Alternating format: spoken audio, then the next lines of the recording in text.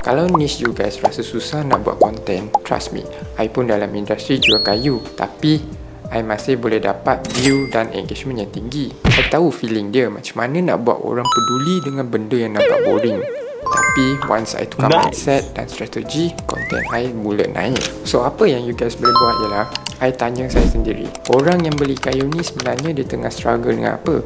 Dari situ baru I tahu macam mana nak buat konten yang jawab soalan mereka. So I explain macam mana kayu tu boleh bantu mereka.